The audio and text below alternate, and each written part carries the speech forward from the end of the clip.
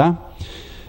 O bate-bola agora é com a doutora Flávia Mello, ela é cardiologista, uma das participantes da revista Ponto E, uma das colaboradoras, né? A revista Ponto E está chegando agora no dia 30, já entra em circulação em todo o estado, já está disponível online, www.revista.e.com.br. Bom, a doutora Flávia, como eu disse, ela é cardiologista, atende lá no Hospital São Paulo. Doutora Flávia, as pessoas não param de mandar perguntas para você. Eu acho que coração, todo mundo cuida do coração, né? Principal órgão do corpo humano. Parou de bater o coração, um abraço, já vai para o andar de cima. Mas enfim, tem uma pergunta aqui, o pessoal está falando sobre a doença de Chagas, né? Em primeiro lugar, o que é a doença de Chagas? Então, a doença de Chagas é uma infecção causada pelo barbeiro, né? Que é o transmissor da doença de Chagas. A manifestação e aonde a gente encontra, né? Na verdade, quais são onde os pacientes têm maior risco de infecção pelo barbeiro é normalmente nas regiões mais rurais, onde a gente tem casas que ainda não são construídas de alvenaria, são casas mais rústicas, construídas ainda com material barro, argila, e é onde o barbeiro gosta de ficar.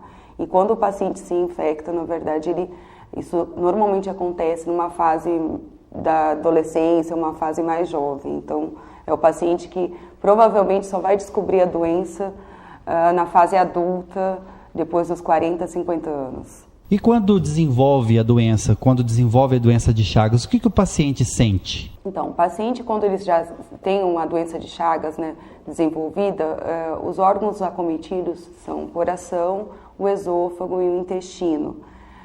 As manifestações cardíacas vão vir geralmente depois das faixas dos 40, 50 anos, e o paciente vai desenvolver um quadro de insuficiência cardíaca. No sentido do esôfago e do intestino, ele tem uma dilatação desses órgãos. Então, dilatação do esôfago com dificuldade de deglutição, dificuldade de engolir alimentos. A dilatação do intestino, ele começa a ter dificuldade, o hábito intestinal muda, e dificuldade de uma constipação intestinal. Então, são manifestações que vão levar o médico a fazer a investigação diagnóstica. Doutora Flávia, a doença de Chagas tem cura? A doença de Chagas tem tratamento na fase aguda, e aí é quando a gente tem a maior dificuldade de fazer o diagnóstico com o paciente em fase aguda, na infecção aguda da doença de Chagas. Então, se tratada neste momento, tem cura.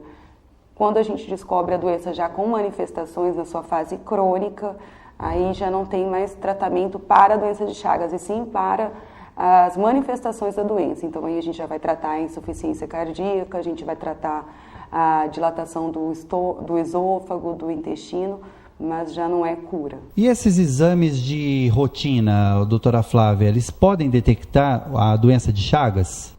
Sim, quando o paciente vai fazer um check-up, por exemplo, a gente consegue ter suspeitas da doença de Chagas em manifestações, nas alterações nos exames, no eletrocardiograma, no ecocardiograma, que sugerem que o paciente possa ter já manifestações da doença de Chagas. Mas o exame realmente para confirmar é a sorologia, né? É fazer um exame de sangue chamado sorologia para a doença de Chagas. Valeu, doutora Flávia, né? Como eu disse, doutora Flávia Mello, ela é cardiologista, atende lá no Hospital São Paulo, sempre colaborando com a gente. E falando em colaboração, outra profissional, grande profissional que colabora com a gente, é a doutora Laura Queiroz. Doutora Laura, sempre somando as suas especialidades aí, né? Ela é pneumologista, tisiologista e recentemente agora também tirou o título de endoscopista respiratório, né? Que é a parte de endoscopia respiratória.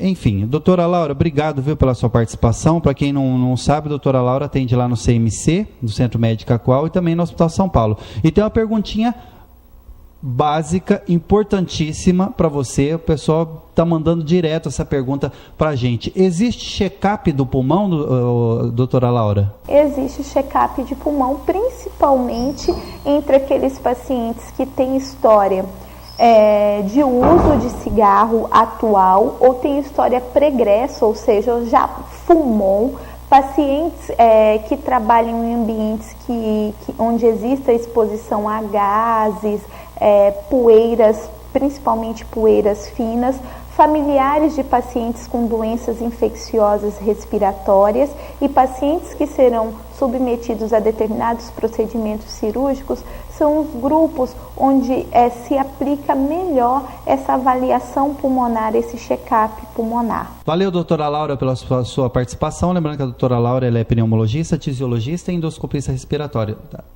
Atende lá no Hospital São Paulo e também lá no CMC, Centro Médico Qual. Bom, nós vamos para um bloco comercial. Daqui a pouquinho a gente tem mais um convidado especial, que é o Odeci Antônio. Ele acumula algumas funções, tem um papel importantíssimo no social aqui no nosso município. Eu, se fosse você, não sairia daí.